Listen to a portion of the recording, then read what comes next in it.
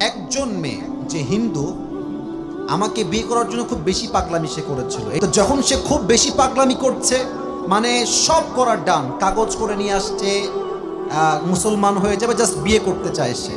তা আমি যে প্রস্তাব নিয়ে আসছে তাকে বললাম, ভাই তাকে একটু বললেন যে সে সব বাদ দিয়ে আসিফ হুজুর কেন বিয়ে করতে চায়, হিন্দু মেয়ে আর কি, খ্রিস্টান না। তো পরে ওই মেয়েটা আবার তাকে বলেছে যে আমার কিছু বিষয় খুব মানে দিলে লেগেছে ইসলামকে নিয়ে। কি বিষয়?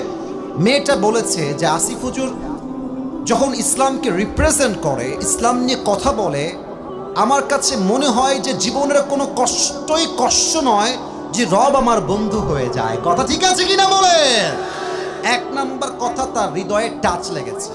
দুই নাম্বার কথা সে এটা বলেছে যে আমরা হিন্দু কালচার ফলো করি, বা হিন্দুদের অনেক কাজ আমার বুঝে আসে না।